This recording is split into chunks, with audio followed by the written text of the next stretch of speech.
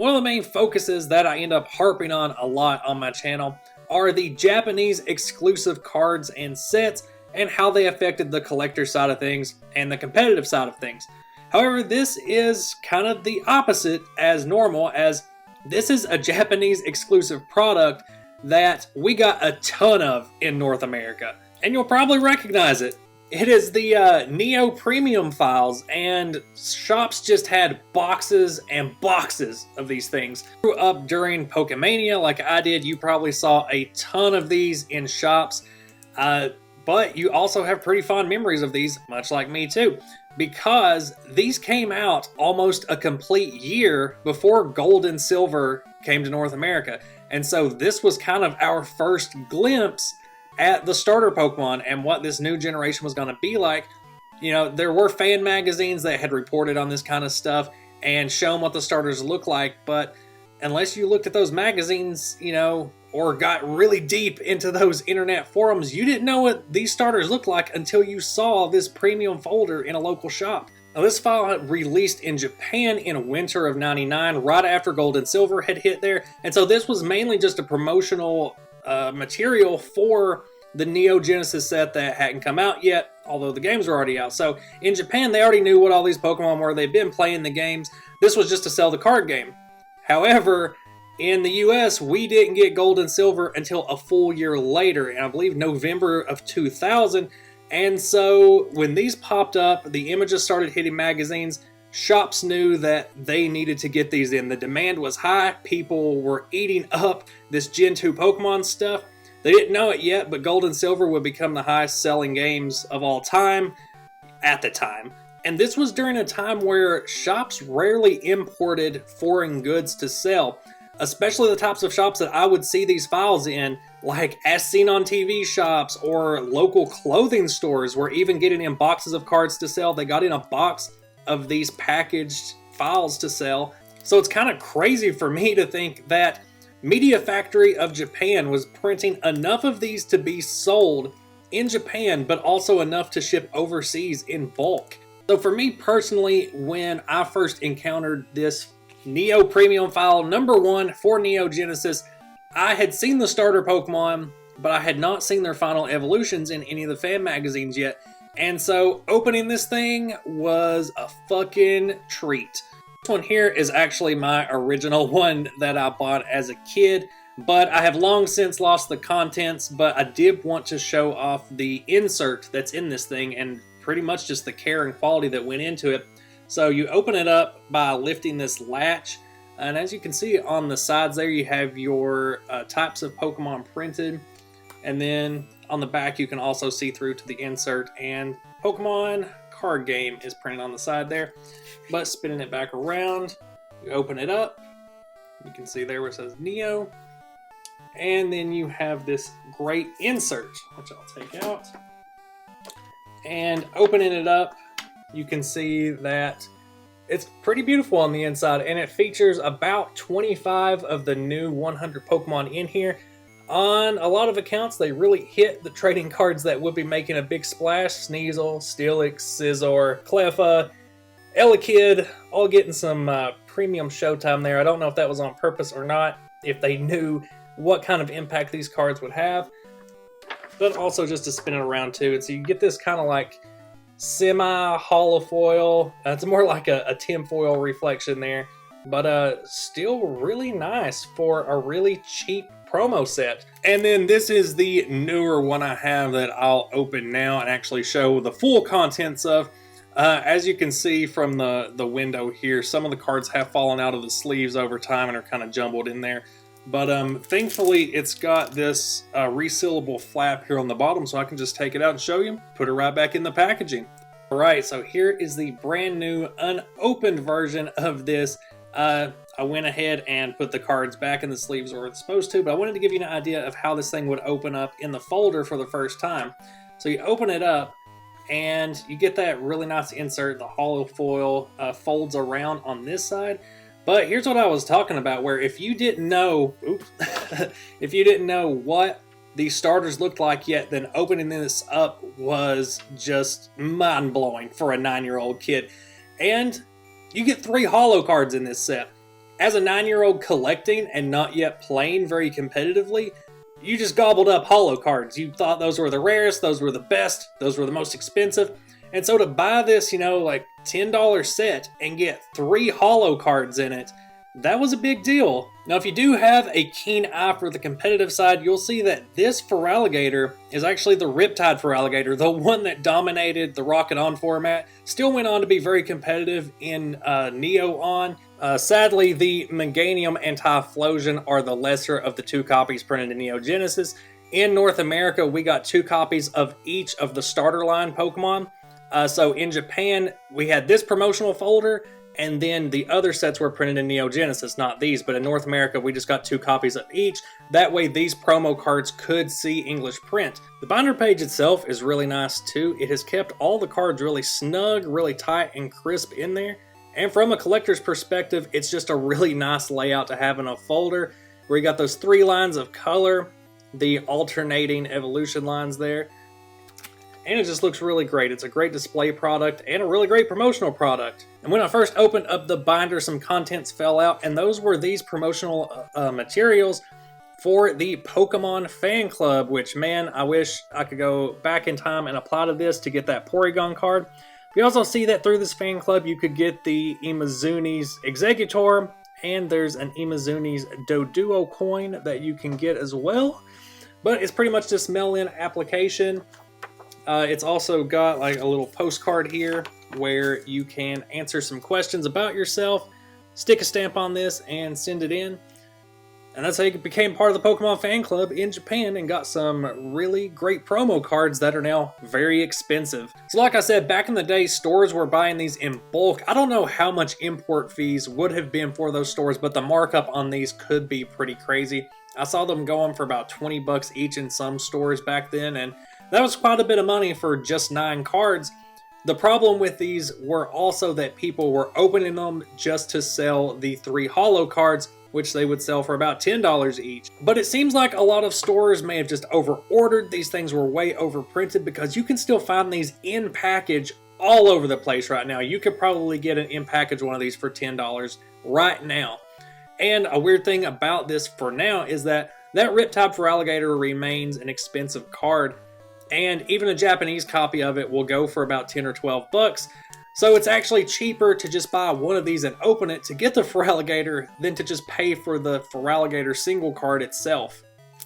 I don't know, man. And then the time for Neo Discovery rolls around, and of course another promotional folder. And this is another one that must have been mass produced, because you can find these everywhere, much like the Premium File 1. Premium File 2 can be found for about 10 bucks. But at the time, once again, not so easy to do. These were imported, sold in bulk at stores, and kids went crazy for them. I know I did at the time. Just look at the detail that has gone into the folder itself, though. You have all these different Pokemon. You got your legendary birds, Xatu, Magneton, your fossils, Smeargle, and then on the back you get this great artwork of Neo Discovery, Espeon, Umbreon, and Eevee that break up into 3 separate card artworks that also look fantastic. Like the Neo Genesis promo folder, this one doesn't really show all of its contents. Instead, you get these 2 small preview windows, one showing the Umbreon and another showing a reverse holo Pichu, which is enough to get people excited to actually pick up one of these things to get all of its contents, because this is the first time we ever saw reverse holo Pokemon cards. And if you got your hands on one of these, you would lift up the side there to open it up to its contents, and lo and behold, you had 3 reverse holo cards in there, one of which was Charizard, which, if Charizard can't sell a promotional set, I don't know what would. The hype around base set Charizard was so high that when this thing came out, that people were just going, oh yeah, it's a brand new Charizard and it's reverse holo and it's got great art. Let's buy all of these. And this is another great set. I think visually it looks fantastic. You have the unknown at the top that's spelled out N-E-O. Then you have the split art of the Umbreon, Espeon, and Eevee. And then at the bottom you have your 3 reverse holofoils of Entei, Pichu, and Charizard. Now, something about this set is that First of all, in Neo Discovery, there were 2 better versions of Umbreon and Espeon, so this is a great promotion for that, saying, hey, here's some copies of this card, but if you want the real versions of them, buy the packs. But also, this Entei you may recognize as the 3rd movie promo that we got in North America, where when you bought a movie ticket to the 3rd Pokemon movie, you would get the English version of that Reverse Holo Entei. The Pichu is also released as a Black Star promo for a separate promotion, but the Charizard and the Eevee never made it to North America. I don't know why Wizards of the Coast passed on the opportunity to print another Charizard in English. Seems like that would just be a huge moneymaker for whatever set that was included in, but it may have been because they didn't really have a Neo set yet that included a Charmander or a Charmeleon, and they were still trying to stick to their own standard format at the time. That Eevee did see print in English, but it had different artwork, and the Charizard itself, I don't think I'd ever even looked up what this thing did. I'll go ahead and throw it up on the screen here so you guys can know. Seems like it would have comboed really well with the Neo Entei or the Neo Genesis Typhlosion that could attach fire energy. Like the Neo Genesis promo set, the Premium File 1, the Premium File 2 for Neo Discovery can be picked up for maybe like $10 still in the package. Because, yeah, again, I think they just overprinted these things, overestimated how rapidly they would sell, even though they did sell really well. But like the first one too, we also got some really nice promotional materials. This time you get a full page application for the Pokemon Fan Club. Everything's about the same, except for this one includes the Fan Club promo Eevee, which is another highly sought after card. Very expensive to find. It's very rare on the collector side. And that Porygon is just, it's such a good card competitively, artistically, and for collectors. Just really wish had the opportunity to have maybe a North American version of the fan club. That way we had an English print of that Porygon card. But we've also got another insert for the Pokemon fan club. That way you can fill out some information and send in. And then we have another one that's got Imakuni on it. So I guess this was a promotion where you could get another Imakuni card with this special art being printed on a poster as well. And if you flip it over, you'll see that there's another poster with that Imakuni art, but this time displaying all of, or not all of, but a lot of the Johto Pokemon. And maybe you could get an Imakuni figure, it looks like. This fan club was too good. I want to be part of the Japanese fan club. And then we move into Neo's 3rd set, Revelation, where, yet again, premium file folder number 3 for Neo Revelation. In what I consider to be a huge drop in quality. Just in the folder itself, even though it's the same style, it's built the same way, the material seems thinner and flimsier. You don't get a really nice foil cover or anything. This one's completely see-through, except for the middle card up here, which is the only holofoil that is included in the set, as opposed to 3 holofoils in each of the other sets. But thematically, I do really like what they've done here, where you've got a symbol for each of the energy types and a Pokemon representing that type within the binder. And on the back, you get some full art of the 3 legendary beasts running away from the burned tower. You can see down there a reflection of the recording as I'm recording. It's kind of neat. I'm leaving this in. But I do really like this artwork, and I really like how it was split up for the 3 Legendary Beast cards. One other thing that is kind of a drop in quality is you open this up, and there's no inserts, there's no promotional materials, it's just the folder and the cards on this one. So as I take out the card insert there to show you, can see now that the hidden card was a holofoil Celebi, which when this Celebi was actually printed in the English Neo Revelation set, it wasn't holofoil. And that's pretty much the only collector's perspective kind of gem that's in this set, is that holofoil Celebi. And then also down there with Ho-Oh, Lugia, and Skarmory, you can see that those artworks kind of fit together. And I talked about this in my Lugia history video, but these 3 artworks are actually part of a postcard that was a promotion for if you flew a Japanese airline during a certain amount of time, you could get these postcards and potentially one of these promo cards, which thankfully was reprinted in another set. It would be a very difficult card to get a hold of if it remained an airline promo only. Of competitive note, that Suicune did see some play because of its Pokemon power. It got a little bit of play in Rain Dance, and this Ho-Oh did have its own archetype. Of the Neo Ho-Oh cards, this is definitely the best, though I wouldn't say it's great. And then just on a personal note, I'd like to point out that the Japanese Steel type cards had a much lighter silvery tone to them, which made the card art pop a lot more. I really wish that the North American sets would have kept to this really light gray, because for some reason when Wizards of the Coast was printing these in English, they used a much darker gray that makes it harder to read, and it makes the artwork look much duller. For a quick comparison of exactly what I'm talking about, here is a Japanese Dark Scizor as compared to the American Dark Scizor, the North American Dark Scizor. And yeah, I much prefer the card layout and the coloration of the Japanese one.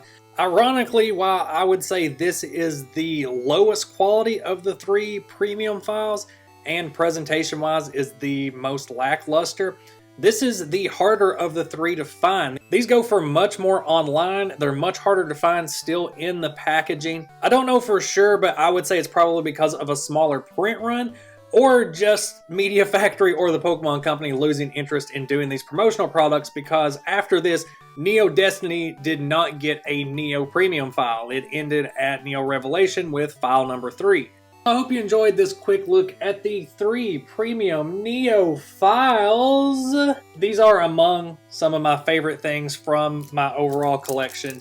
I flip through them every now and then, just look at the artwork on the outside of the covers, the folders themselves. And yeah, so I thought I would share with you guys. Let me know down in the comments what you think about the Neo Premium files. Let me hear your stories about how you first encountered these, if so. And let me know what kinds of other classic TCG products you would like to see me talk about on this channel. On that note, stay tuned to the channel for more vintage Pokemon TCG content. Find me on the socials linked down in the description, and until next video, bye!